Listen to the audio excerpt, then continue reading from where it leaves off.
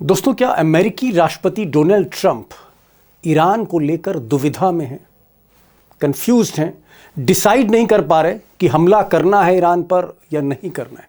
अब ये बात मैं इसलिए कह रहा हूं क्योंकि 48 घंटे पहले ट्रंप कह रहे थे कि वो ईरान को दुनिया के नक्शे से मिटा देंगे, और अब कह रहे हैं, यानी आज कह रहे हैं कि वो ईरान के साथ बातचीत के लिए तैयार हैं। And Iran does want to talk, and we'll talk. अब कहीं जंग की बात कर रहे हैं, कहीं बातचीत की बात कर रहे हैं। इसका मतलब क्या हुआ? क्या ट्रंप इस वक्त जंग लड़ने के लिए तैयार नहीं है? क्या वो जंग से पीछे हटना चाहते हैं, या फिर ईरान की जो मिसाइल पावर है उसको वो असेस नहीं कर पा रहे, तोल नहीं पा रहे, खामनेई का जो मिसाइल इंफ्रास्ट्रक्चर है उसको समझ नहीं पा रहे?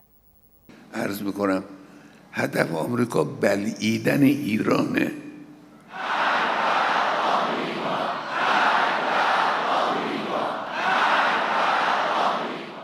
अब दोस्तों, अगर आप अमेरिकन मीडिया देखें, चाहे न्यूयॉर्क टाइम्स देखें या वॉशिंगटन पोस्ट जैसे बड़े अखबार देखें या बड़े चैनल देखें, उनका ये कहना है कि ट्रंप ईरान में सत्ता परिवर्तन तो चाहते हैं। वो चाहते हैं कि अली खामनाई के निज़ाम को बदला जाए, यानी खामनाई हटे और कोई मन माफिक हुक्मरान, कोई बादशाह, कोई प्रधानमंत्री जो मन माफिक हो अमेरिका और इजराइल के लिए, वो तेहरान में बैठे। लेकिन यहाँ एक पेच है, और पेच ये है कि अमेरिकन मिलिट्री एक्सपर्ट्स का कहना है, डिफेंस एक्सपर्ट्स का कहना है मिस्टर ट्रंप के, कि अगर ये जंग लंबी खिंची, ईरान के साथ जंग लंबी खिंची, तो भारी पड़ जाएगी अमेरिका पे, खासकर अमेरिकन इकोनॉमी पे। अब दोस्तों, ये तो अमेरिकन मीडिया की बात होगी, लेकिन इसके पीछे एक वजह और है, और वो वजह ही असली है। और वजह यह है कि जिस इजराइल के लिए अमेरिका ये जंग लड़ रहा है ईरान से, दो दो हाथ करना चाहता है, वही इजराइल इस जंग को इस वक्त टालना चाहता है। नेतन्याहू कहीं ना कहीं अभी जंग लड़ना नहीं चाहते।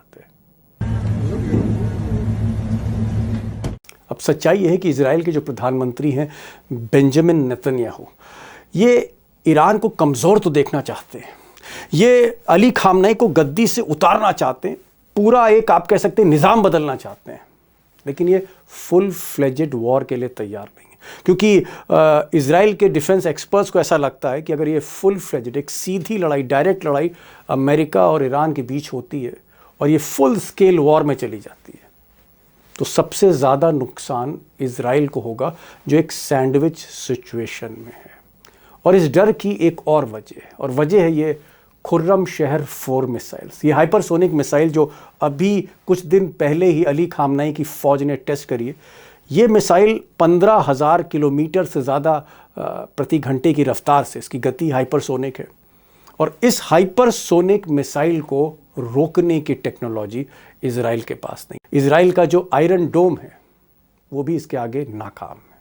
तो दोस्तों, बड़ा सवाल ये है कि क्या वाकई ये जो जंग होने जा रही थी, या जिसका अंदेशा है, क्या ये जंग टल गई है, या फिर ये ट्रंप का एक पैतरा है? ये जो बातचीत है ये एक पैतरा है, क्योंकि पिछली बार जून 2025 में ट्रंप ने बातचीत के बहाने ईरान के फॉरेन मिनिस्ट्री को इंगेज किया था। पहले बातचीत ओमान में हो रही थी, उसके बाद इटली में होनी थी, और उसी बातचीत के दौरान B-2 बॉम्बर्स ने हमला कर दिया था। तो क्या ये कोई पैतरा तो नहीं है, ये नई चाल तो नहीं है? ट्रैप करना चाहते हैं ईरान को, एक सरप्राइज देना चाहते हैं? थोड़ा मुश्किल सा सवाल है, इसलिए आज दो खास मेहमान हैं हमारे साथ। अहमद काज़मी साहब है। अहमद काज़मी साहब के बारे में मैं सिर्फ एक लाइन कहूँगा कि हिंदुस्तान में कोई ऐसा अखबार नवीस, ऐसा कोई पत्रकार नहीं जिसको इतनी गहरी नॉलेज हो ईरान के बारे में, जो खामनेई से भी मिल चुका हो, वहाँ के राष्ट्रपति पेजेश्कियान से भी मिल चुका हो। 40 साल से ईरान और मिडिल ईस्ट देख रहे हैं। काज़मी साहब जुड़ रहे हैं सीधे, और हमारे साथ अमरीश मिश्रा होंगे। अमरीश मिश्रा इसलिए ज़रूरी हैं इस पर बातचीत करने के लिए क्योंकि इजराइल पर उनकी रिसर्च है, ईरान पर रिसर्च है, अमेरिका पे रिसर्च है, स्ट्रेटेजिक अफेयर्स को जानते हैं, खासकर जियोपॉलिटिक्स का जो मिडिल ईस्ट का मसला है, मध्य एशिया, उसमें वाकई उनकी गजब की जानकारी है। अमरीश जी, भाई मैं पिछले कुछ दिनों से देख रहा हूँ, ऐसा लग रहा है कि जैसे अमेरिका चारों तरफ से ईरान की घेराबंदी कर रहा है।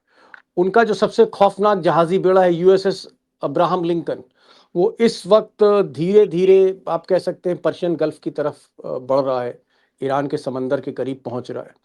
उधर मैं देख रहा हूं कि यूरोप में जो एयर बेस थे यूएस के, वहां पर जो फाइटर जेट्स थे उनको जॉर्डन लाया जा रहा है, साइप्रस लाया जा रहा है, ईरान के और करीब लाया जा रहा है। तो एक तरफ तो घेराबंदी है, एक तरफ ट्रम्प कह रहे हैं कि भाई मैं दुनिया के नक्शे से ईरान को मिटा दूंगा, और आज वो कह रहे हैं कि हम बातचीत के लिए तैयार हैं। अब ये गुफ्तगू भी है और तलवारें भी खींची हुई हैं।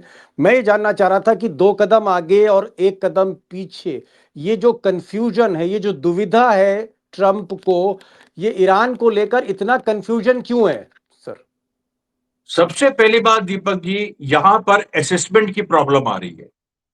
ओके। अमेरिका और इजराइल एसेस नहीं कर पा रहे हैं, और उसकी वजह मतलब है आप कि कह रहे हैं कि ईरान को एसेस नहीं कर पा रहे, तोल मोल नहीं कर पा रहे? भी तोलमोल नहीं कर पा रहे।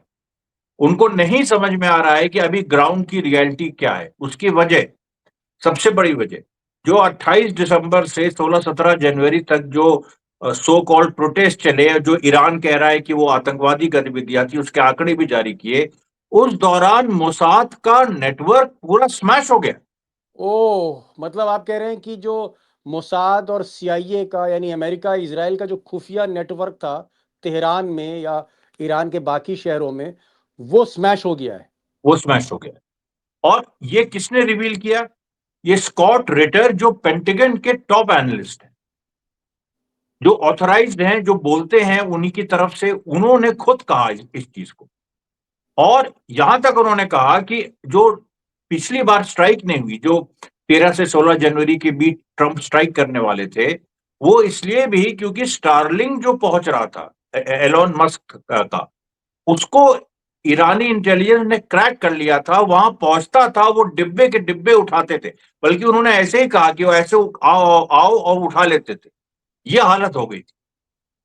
और ओके। इसमें चाइनीज और रशियन इंटेलिजेंस की भी बड़ी भूमिका थी, ईरान की जो मदद मतलब थी। आप कह रहे हैं कि इलॉन मस्क जो स्टारलिंक, जो उनका एक तरह का आप कह सकते हैं इंटरनेट का सैटेलाइट सिस्टम है, उसको जो वहां पर ईरान में वो चाहते थे इंस्टॉल करना, वो नहीं कर पाए उसको। नहीं कर कहीं ना पाए, और कहीं बिल्कुल ईरान ने या चाइना की मदद से उसको उसको भी खत्म किया।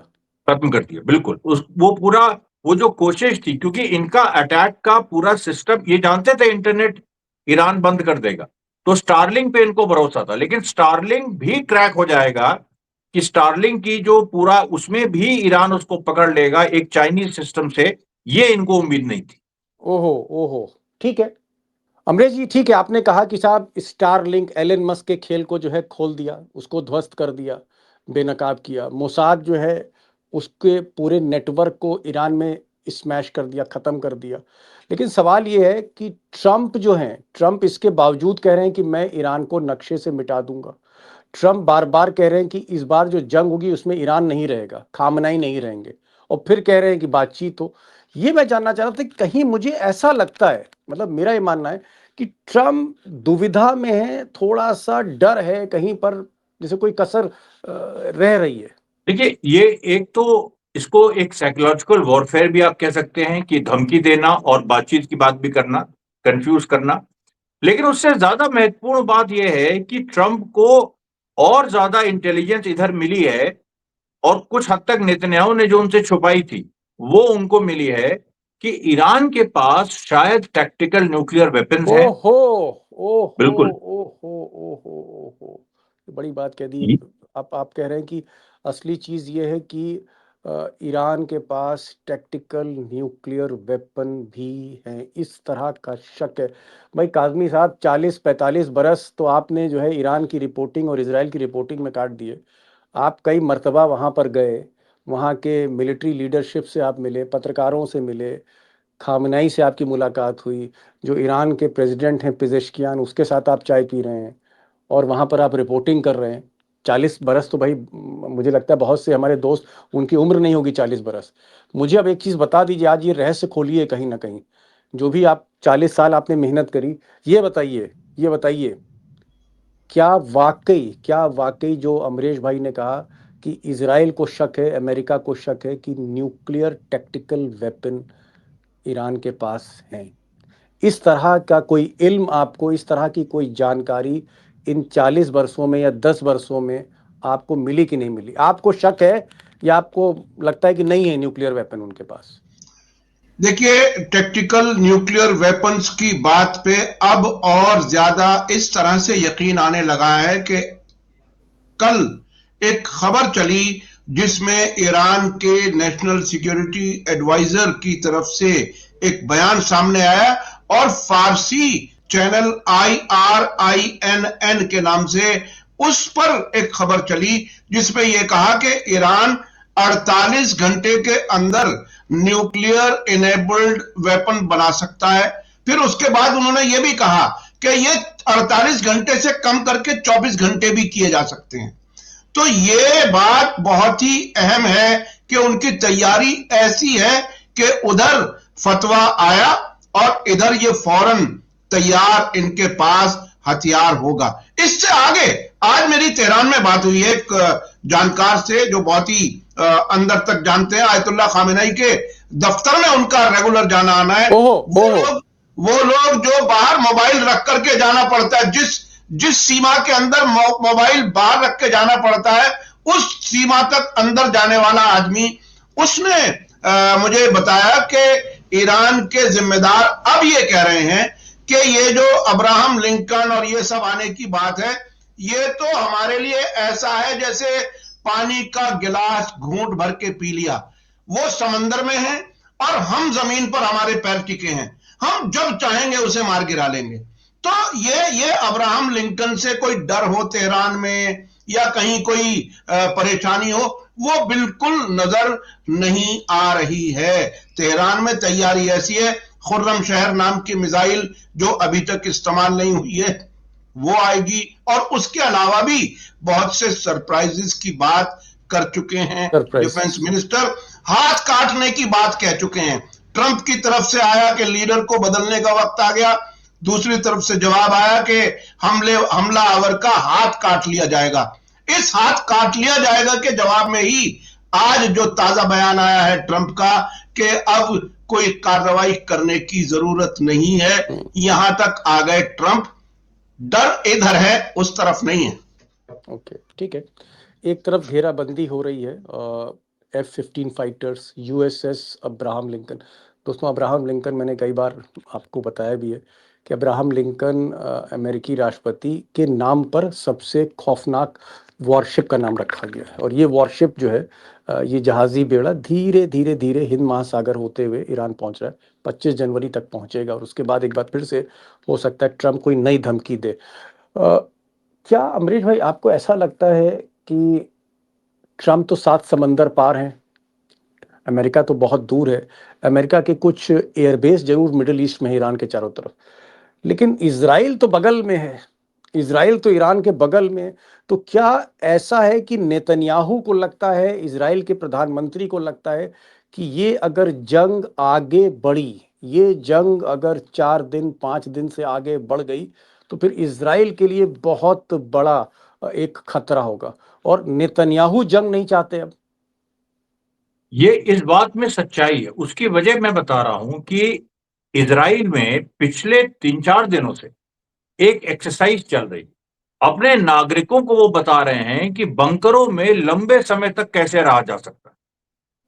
ओके। बच्चों की, जी, मतलब कि अगर उनको ये डर है कि ईरान हमला करेगा, और ईरान जब हमला करेगा तो हमारी ट्रेनिंग है कि नहीं हमारे सिटीजन्स की, क्योंकि बहुत ज्यादा पॉपुलेशन इजराइल की नहीं है, 90 लाख 80 लाख 90 लाख इस तरह की है। तो वो हमारे लोग बंकर में रह सकते हैं कि नहीं कई दिनों तक, और ये कैसे बाहर हुई बात, ये एक ऑपोजिशन के लीडर है वहां, एविगोर लीबरमैन, उन्होंने कहा कि ये हमारी अधूरी तैयारी है, अभी सारे नागरिकों तक ये तैयारी नहीं पहुंची। ये लेवल है डर का इजराइल में, और ये उनका ये पूरा खौफ दिखाता है कि किस तरीके से वो पूरी तैयारी कर रहे हैं कि अगर ऐसी नौबत आती है कि इजराइल का वजूद मिट रहा है तो अपने लोगों को हम कैसे बचाएं, क्या करें क्या नहीं करें, और उसमें भी अधूरी तैयारी, ये इजराइल के पॉलिटिशियंस का कहना है। एक और चीज मैं यहाँ पूछना चाह रहा था अमरीश जी कि इजराइल का जो डर है वो ये है कि ईरान की खामनाई के पास जो हाइपरसोनिक मिसाइल है, खुर्रम शहर जैसी मिसाइल, उसको रोकने की टेक्नोलॉजी जो है वो इजराइल के पास नहीं है, मोसाद के पास नहीं है। इस वजह से डर है, दहशत है? देखिए, अभी 12 दिन के युद्ध में क्या हुआ था जून 2025 में? 7 लेयर डिफेंस है इजराइल के पास। वो जॉर्डन से शुरू होता है, उसके बाद साइप्रस में भी एक, वहां से एक उनकी डिफेंस की लेयर है, एयर डिफेंस सिस्टम्स लगे हैं।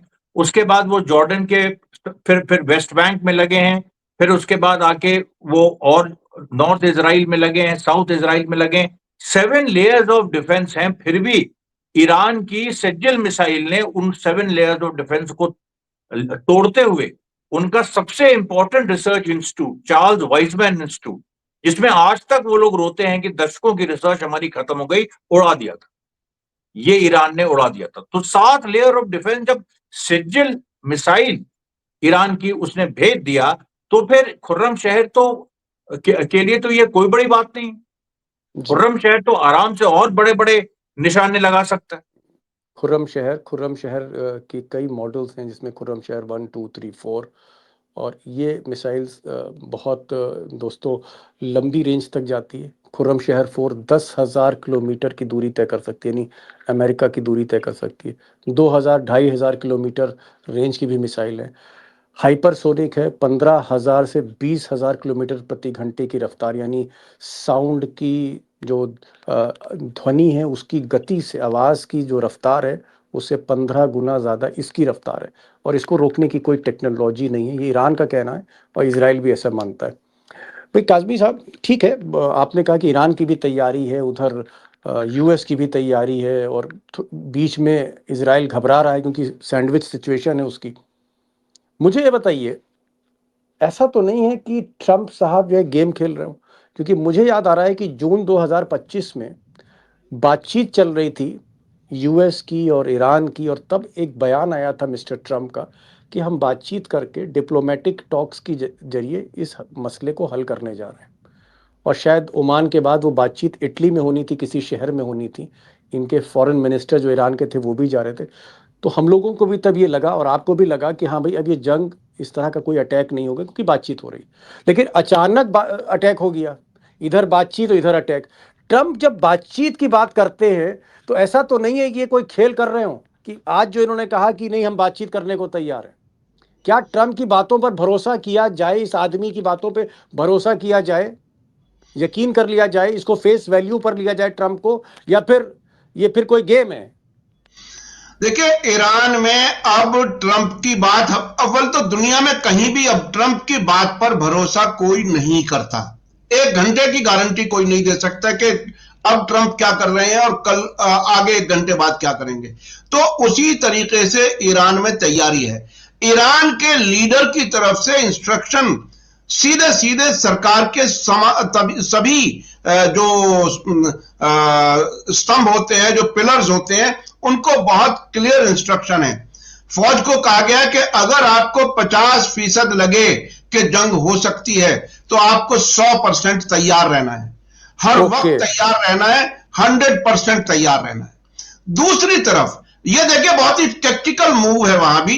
वो सरकार के बाकी हिस्सों से यह कह रहे हैं कि मुल्क का लंबे अरसे तक जंग होगी या नहीं होगी, इसके बीच में झूलते रहना अच्छा नहीं है। उससे बड़े फैसले सरकार के रुकते हैं, तरक्याती काम रुकते हैं, डेवलपमेंट का काम रुकता है। इसलिए जिनकी जिम्मेदारी मुल्क की तरक्की आगे करने की है, वो अपना काम मजबूती से नॉर्मल करते रहें। यह इंस्ट्रक्शन है बहुत साफ आयतुल्लाह खामेनी की तरफ से। तो ये ऐसी सूरत में ईरान बिल्कुल ट्रंप पर भरोसा नहीं कर रहा है, कतई भरोसा नहीं कर रहा है। इस बार उनकी तैयारी बेहतरीन तैयारी है, और ऐसी तैयारी है कि अब वो हाथ काटने की बात कर रहे हैं। वो साफ कह रहे हैं कि हम मजबूती से जवाब देंगे, हम पीछे हटने वाले नहीं है किसी तरह से। अमरीश भाई, लास्ट क्वेश्चन, क्या आपको लगता है कि ट्रंप की ना में हाँ होती है, हाँ में ना होती है, और ये एक टैक्टिकल बयान था आज जो ट्रंप ने बोला है कि हम बातचीत के लिए तैयार हैं, या आपको लगता है कि बातचीत होने की अब गुंजाइश बिल्कुल नहीं रही, अब ये जंग है और जंग की तरफ ही दोनों मुल्क बढ़ रहे हैं? देखिए दीपक जी, धोखा 2 बार नहीं दिया जाता है, बड़ा असंभव है। धोखा जो है वो एक बार होता है, उसके और इस लेवल पे खासतौर पे जब राष्ट्रों का सवाल है, जियोपॉलिटिक्स का सवाल है, एक बार काम काम कर गया धोखा, वही चीज आप सोचेंगे दोबारा काम करे उसी तरीके से कैसे कर सकती है। ट्रंप ने ये बात सही है, ट्रंप अंतिम समय तक ये पूरा दम लगाएंगे कि ईरान पे हमला हो सके किसी भी तरीके से, लेकिन अब संभावना जो है वो दूर होती जा रही है क्योंकि वो तैयारी ईरान की देख के डर गए। ट्रंप के अंदर डर अगर किसी ने पैदा किया है दुनिया में, रशिया और चाइना ने भी उस तरह से नहीं, ईरान ने किया है कि ये लोग सीरियस। इसकी कुछ वजह होगी। इसकी वजह यह है कि इनकी जो एक तो टेक्नोलॉजी और तैयारी, हथियार, साजो सामान, वो तो चलिए यूएसएसआर के पास भी था, लेकिन इनकी विचारधारा, ये जो मिश्रण होता है तीन चीजों का, बल्कि आइडियोलॉजी और टेक्नोलॉजी का, आइडियोलॉजी, टेक्नोलॉजी और विल पावर, ओके, ये जो तीन चीजें होती हैं, ये ट्रंप को समझ में आ गया है, उसको लोगों ने बताया है और वो देख भी सकता है। खुद राजनीतिक आदमी जितना भी वो ड्रामा कर ले, असलियत तो वो भी समझता है। तो वो इस चीज को समझ चुका है कि ये लोग जो कहते हैं वो करते, जो इन लोगों ने कहा। और ऐसा नहीं है गीदड़ भपकी हुई वो सद्दाम वाली बात नहीं है कि हम यहां से मारेंगे मिसाइल और वो हो जाएगा, वो आपको याद होगा, या इवन गद्दाफी वगैरह जहां कमजोर पड़ गए थे, बहुत सारे मदूरो भी कमजोर पड़ गए थे, उन्होंने भी कुछ बड़ी चढ़ी बातें कह दी थी जिसके वो केपेबल नहीं थे। लेकिन यहाँ लोग सीरियस, यहाँ ग्राउंड रियलिटी यही है जो कही जा रही, यहाँ कोई डींगे नहीं हकता है। काज़मी साहब, आप तो खामनाई से मिले हैं, ये कह रहे हैं कि भाई मुअम्मर गद्दाफी या फिर सद्दाम हुसैन या फिर मुदोरो, इस तरह की शख्सियत खामनाई की नहीं है। खामनाई जो कहते हैं तो फिर वो चीज़ होती है। अगर उन्होंने कहा कि ये मिसाइल जो है ये इतने स्पीड से जाती है तो उतनी स्पीड से जाती है। अगर उनका इशारा है कि हाँ भाई हमारे पास न्यूक्लियर टेक्नोलॉजी है, हम सिर्फ बिजली ही नहीं बनाते, हम न्यूक्लियर से और भी कुछ चीज़ें कर सकते हैं, तो क्या खामनाई एक वज़ादारी के आदमी हैं? और आपको लगता है कि अगर खामनाई कह रहे हैं कि हम हमला करेंगे तो इन बातों में दम है? देखिए, हमला, जवाबी हमला करेंगे, हमला शुरुआती हमला नहीं करेंगे जिसे प्रीएम्प्टिव कहा जाता है। लेकिन अगर दूसरी तरफ से हमला हो गया तो इस बार बिल्कुल आर पार की जंग होने की तैयारी है, और उस तैयारी में इजराइल को अपने वजूद का खतरा बहुत सीरियस है, जिसकी वजह से अब से पहले कभी सोचा जा सकता था कि इजराइल मना करे ईरान पर हमला मत करो, सऊदी अरब मना करे कि ईरान पर हमला ना करो। जब दुश्मन ही हमले को मना करने लगे तो वो कितना कमजोर हो चुका होगा, ये समझना, मैं समझता हूं, बहुत आसान हो जाता है। और मुझे ऐसा लग रहा है कि वहां तैयारी इतनी मजबूत है, और जिस तरह से वहां के फौजी बाकायदा कमांडर्स ये कह रहे हैं कि हमें सिर्फ ये नहीं सोचना चाहिए कि हम अपनी डींगे मारें और हम बहुत कुछ कर देंगे, ये भी करेंगे वो भी करेंगे। जवाबी जो हमले हम पर होंगे उनके लिए तैयार मजबूती से रहना चाहिए, और उसकी तैयारी उन्होंने इस बार काफी मजबूती से की है। वो पॉसिबिलिटीज, सिनेरियोज पर गौर करके उसके बाद ये बयान सामने आ रहे हैं और हाथ काटने की बात कही जा रही है। अमरीश भाई, लास्ट क्वेश्चन, मैं बहुत छोटा सा एक आपसे जवाब चाहता हूँ। क्या ईरान को अगर हम उसकी मिलिट्री पावर या मिसाइल पावर लें तो आज की तारीख में जो दुनिया के ताकतवर मुल्क हैं जैसे अमेरिका है, रशिया है, चाइना है, इंडिया है, इस तरह की ताकत ईरान की भी है, और ईरान पूरे मिडिल ईस्ट में मोस्ट पावरफुल मिलिट्री कंट्री है। इसमें तो कोई दो राय है ही नहीं कि मिडिल ईस्ट में ईरान सबसे पावरफुल इस समय उसकी मिलिट्री ताकत है। इसमें कोई इंटरनेशनल असेसमेंट भी, टर्की पाकिस्तान की कोई हैसियत नहीं है। देखिए, पाकिस्तान के पास एक घोषित न्यूक्लियर वेपन है, केवल एक वही चीज। यहां पर टैक्टिकल न्यूक्लियर वेपन की संभावना है, और जो संभावना एक्चुअली क्योंकि इजराइल ने भी डिक्लेयर नहीं किया है तो ईरान भी क्यों डिक्लेयर करे, तो वो पूरा एक मामला एक ऐसा है कि जो यहां पर पाकिस्तान से भी बड़ा बना देता है ईरान को। दूसरा, कन्वेंशनल वॉरफेयर में अगर न्यूक्लियर एक समय हम हटा भी दें कुछ समय के लिए, तो कन्वेंशनल वॉरफेयर में मिसाइल टेक्नोलॉजी जैसी तो किसी के पास है ही नहीं। इसका मुकाबला तो चाइना के पास थोड़ा बहुत है, रशिया के पास है, पाकिस्तान तो खैर छोड़ ही दीजिए, टर्की के पास भी नहीं है। जी काजमी और साहब, आप कुछ कह रहे थे, मिसाइल जी। पावर रशिया और चाइना से भी ज्यादा है ईरान की। ईरान की ताकत इनमें सबसे ज्यादा है। इतने लेयर्स जिनका जिक्र किया मैं वो दोहराना नहीं चाहता, इतने लेयर्स है डिफेंस सिस्टम के, उन्होंने अब से पहले भी भेजे हैं। अब जो खास बात मैं कहना चाह रहा हूं, जो मिश्रा जी ने कहा है, जिसके बारे में आप सवाल कर रहे हैं कि तुर्की और पाकिस्तान से भी ज्यादा, तुर्की और पाकिस्तान हो सकता है उनके पास कोई फौजी ताकत हो, लेकिन वो इंडिपेंडेंट फैसला नहीं लेते। इंडिपेंडेंट फैसला लेना भी एक ताकत होती है। ईरान अपना फैसला खुद करता है, उसकी ये भी एक बड़ी ताकत है। ईरान एक बड़ी ताकत है, एक इमर्जिंग मिलिट्री पावर है, उसकी मिसाइल टेक्नोलॉजी रशिया और चाइना के ऑन पार है, मतलब उस जैसी है। और जिस तरह की जो खुर्रम शहर 4 मिसाइल है उसका मुकाबला इजराइल फिलहाल नहीं कर सकता, वो टेक्नोलॉजी नहीं है। और जो हमारे दोनों एक्सपर्ट्स ने कहा कि ट्रम्प इसलिए दुविधा में है क्योंकि असेस नहीं कर पा रहे।